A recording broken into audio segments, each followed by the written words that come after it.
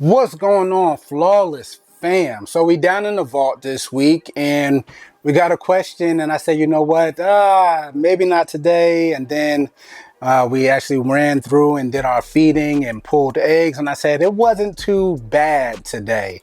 So since the egg haul wasn't a huge amount of eggs today, I figured that we'll actually answer this question we got over on Instagram. Please, guys, if you guys are keepers, you don't have to be breeders, but if you're keepers, enthusiasts, or maybe you're just kind of thinking about getting into crested geckos, it doesn't have to be serious or at a breeder level. If you have questions, jump in our inbox. We don't mind answering any questions. It doesn't matter how you feel as far as it being a beginner question or intermediate question, but the big question was, how are we doing on our egg hauls these days? We're still doing very well as far as the egg production. I would say prior to this egg haul here, we're right around probably 700 eggs in the incubators. Again, we're using the Mike Wilbanks homeostatic incubators.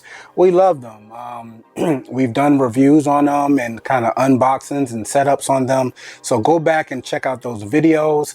The biggest issues that came about with the incubators were not functional issues. They work very well, extremely well. We love them. I would say customer service is kind of mediocre. I wouldn't say good, and I wouldn't say horrible. It could kind of teeter on the bad side. The only reason I say that, because it started off really well. We had a follow-up call, not to make this an incubator video, but we had a follow-up call after we ordered the first one, and we told the representative the experience we were having, and they disappeared off the face of the planet and never heard from them again. Called to try to get in contact with them and couldn't get a hold of anyone. So just left it alone, and it is what it is. So customer service is kind of shipping, horrible. Both times shipping was horrible. Both of our incubators have small dents in them, like literally one has 2 small dents in the back, and one has a small dent in the back rear side. But again, on the face side of it, it's perfectly fine and they're functional. Anyway, about 650, 700 eggs in there. Today's haul is... Are you guys needing some assistance with your crested gecko breeding programs? Well, check out our Patreon. We've been running it here now for pretty much close to 2 years. Everyone's been extremely excited. We keep adding new perks every time you guys turn around. We give away Xanthics, we give away high whites, we give away lily whites. We actually upgraded this year to we're giving away over 12 geckos every single year. That averages out to at least a gecko a month, and we've been doing over that. So you are not going to want to miss becoming a part of the Flawless Crested Geckos Patreon family. There's 2 tiers. There's a $50 tier and there's a $100 tier. You get all your funds back in the form of Flawless Crested Gecko savings account. You can take advantage of having 5% additional off by being a Patreon member, as well as having year-round free shipping. You guys are not going to want to miss this, so go head over to patreon.com/Flawless Crested Geckos. 78 eggs roughly, just as long as all of them are 2 eggs each. Sometimes they'll give you 1 egg, but right around 78 to 80 eggs in this haul this week. We do our egg pulls on Mondays when we do our feedings, as well as Thursdays when we do our feedings. We also kind of come out sporadically on a Saturday, just to kind of do content, check out the animals, you know, just kind of staying excited about what we're creating and checking egg boxes. So Saturdays are really easy down here in the vault, and most of the time that's when we have our employees also working down, kind of scrubbing and sanitizing tubs. So this egg haul is about 78, 80 eggs. We'll do another one later on in the week, and it seems like now in the season we're always pulling eggs no matter what.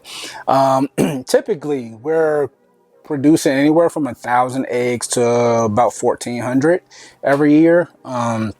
That's been our sweet spot. We haven't had any issues as far as being able to maintain the cleanliness, the work, the attention to detail. And then the other part of the question I want to address, how do you keep it sanitary?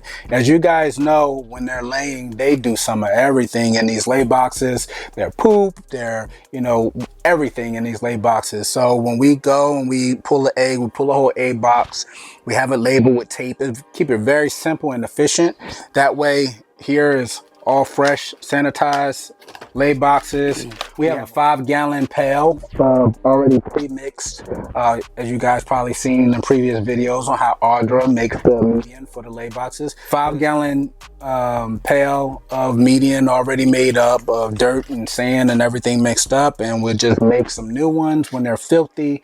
Give them a new top. All of them already drilled through, already ready to go, right on a piece of tape, who it belongs to, and put it right back in without an issue.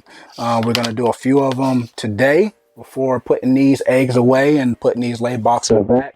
Hopefully that answered your question. And literally within 4 days, 5 days, they can literally destroy, much like they destroy their enclosures, they can destroy a lay box. Here's one here that's disgusting.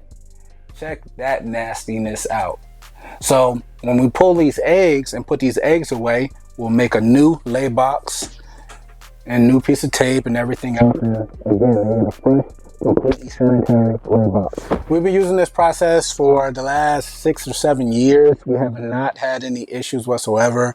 To us, this is the best way to be efficient, to keep it as clean as possible.